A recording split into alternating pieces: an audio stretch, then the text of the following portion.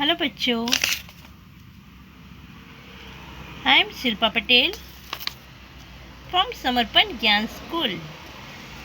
I teach subject Hindi in class 7. So today we will discuss lesson number 1, हम पंछी उन्मुक्त गगन की. इनके कवि है शिवमंगल सिंह सुमन. शिवमंगल सिंह सुमन का परिचय देखते हैं हम.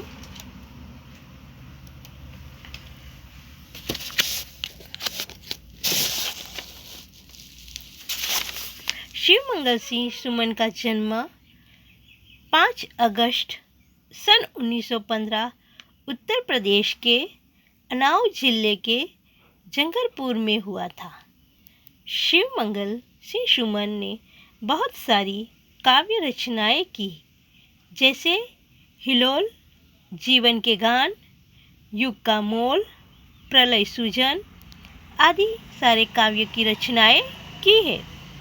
तो आज हम उनकी ही एक कविता को विस्तार पूर्वक समझेंगे. हम पंछी उन्मुक्त गगन की.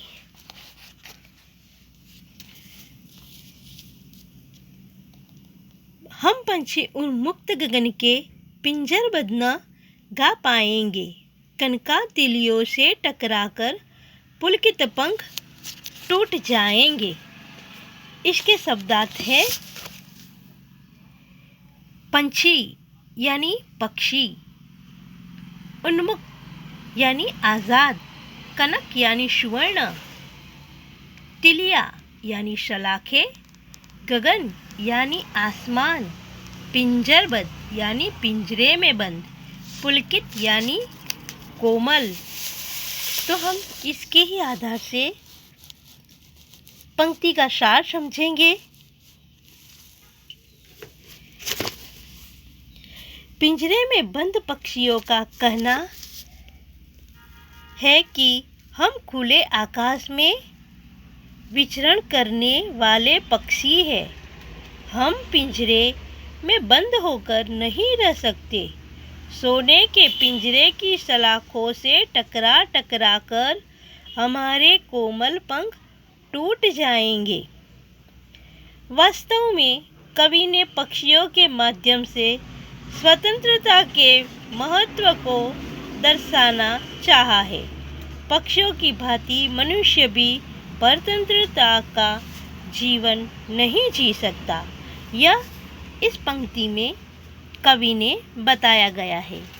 तो हम दूसरी पंक्ति देखते हैं कि हम बहता जल पीने वाले मर जाएंगे भूखे प्यासे. कहीं भली है कटुक निबोरी, कनक कटोरी की पैदासे. बच्चों, हम इसका शब्दार्थ देखते हैं कि बहता जल यानी नदी, झरनों का जल, भूखे प्यासे यानी बिना कुछ खाए पिए, कटुक यानी कड़वी, निबोरी यानी नीम के वृक्ष का फल, कटोरी यानी एक प्रकार का बर्तन. तो बच्चों, हम इसका सार, इस पंक्ति का सार समझते हैं कि पक्षियों का कहना है कि हम तो नदी, झरनों का बहता जल पीने वाले हैं. हमें पिंजरे में बंद रहकर भूखे प्यासे मर जाएंगे. पिंजरे में वह रहना नहीं चाहते हैं. पिंजरे में रहकर वो मर जाएंगे, यह कह रहे हैं. इस सोने के पिंजरे में सोने की कटोरी में रखे मैदा की अपेक्षा नीम के पेड़ की कड़वी निबोरियाँ खाना हमें अधिक अच्छा लगता है. कहते हैं कि सोने की कटोरी में हमें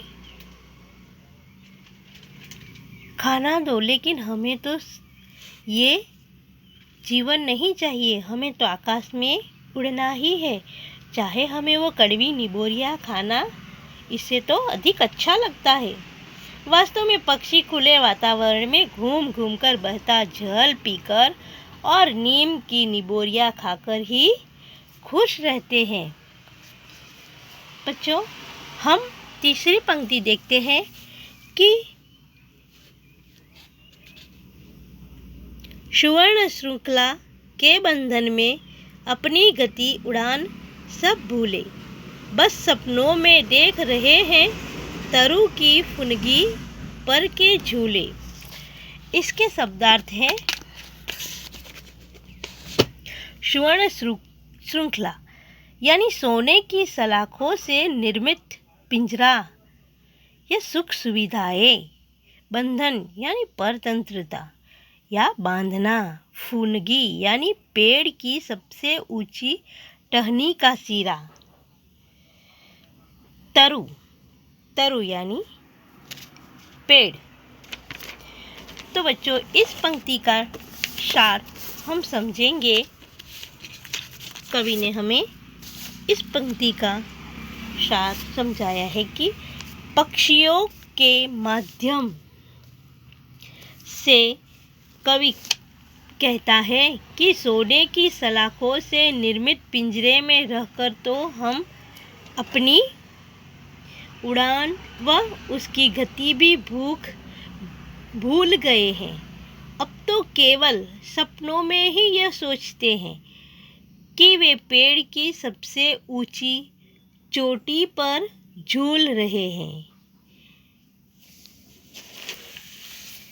बच्चों, हम आगे की पंक्ति देखते हैं कि ऐसे थे अरमान की उड़ते उड़ते, नीले नभ की सीमा पाने, लाल किरण सी चोंच खोल, चुगते तारक अनार के दाने।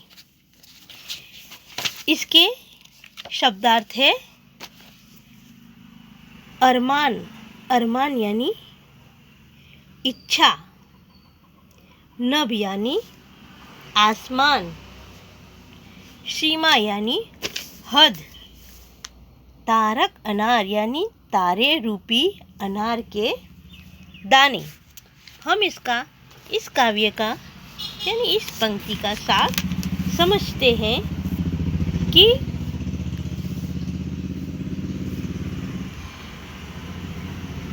पिंजरे में बंद पक्षी कहते हैं कि हमारी ऐसी इच्छा थी कि उड़ते उड़ते नीले आकाश की सीमा को छू ले व अपनी लाल किरणों सी चोंच से अनार के दानों रूपी आसमान के तारों को चूंघ ले। उनको अपने पंख से ऊंचे ऊंचे आसमान में उड़ना है, यह इस पंक्ति में बताया गया है। बच्चों, हम आगे हमारी पंक्ति देखते हैं कि होती सीमाहीन क्षितिज से इन पंखों की होड़ा होड़ी, या तो क्षितिज मिलन बन जाता या तंती सांसों की डोरी। इस पंक्ति का शब्दार्थ देखेंगे। सीमाहीन यानी जिसकी सीमा नहीं, असीम यानी जिसकी कोई सीमा नहीं होती है। क्षितिज जहाँ धरती और आकाश मिलते हुए दिखाई देते हैं। होड़ी एक दूसरे से आगे बढ़ने की चाह। तंती सांसें प्राणांत के समय टूटती सांसें। बच्चों, हम इस पंक्ति का सार समझेंगे कि इन पंक्ति में हमें कहा गया है कि पक्षियों का कहना है कि आसमान की ऊंचाइयों को छूते हुए उनके पंखों में इस प्रकार होड़ लग जाती कि उड़ते उड़ते या तो वे क्षितिज जहाँ धरती और आसमान मिलते हुए दिखाई देते हैं को वह चा पाते या अपने प्राण गवा देते। बच्चों, कवि ने हमें इस पंक्ति में यह समझाया गया है। हमारी आगे है पंक्ति की, नीड न दो चाहे टहनी का, आश्रय छिन्न भिन्न कर डालो, लेकिन पंख दिए हैं तो आकुल उड़ान में विघ्न न डालो। इसके शब्दार्थ हमें दिए हैं कि नीड यानी घोंसला, आश्रय यानी सहारा, छिन्न भिन्न नष्ट भ्रष्ट, आकुल उड़ान यानी उड़ने की अधीरता, विघ्न यानी बाधा। तो बच्चों, इस पंक्ति को हम समझते हैं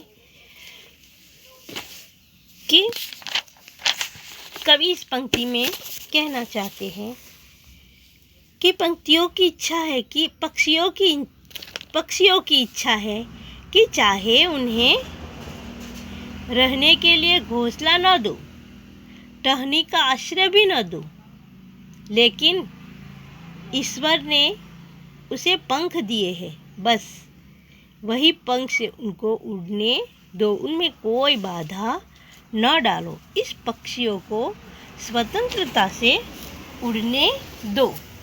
हमें इस काव्य में यही बताया गया है कि पक्षी की इच्छा है कि उसको सोने के पिंजरे में बंद करो तो भी उसको पसंद नहीं है, उसको हम अच्छे से रखें, लेकिन उसको ऐसी कोई सुख सुविधाएं पसंद नहीं है, उनको घोंसले में भी पसंद नहीं है। उसका कहना है, पक्षियों का कहना है कि उसको ऊंची उड़ान उड़ने दो। उनको ईश्वर ने पंख दिए हैं, ये वरदान दिया है, तो ये वरदान के साथ उसको रहने दो। धन्यवाद।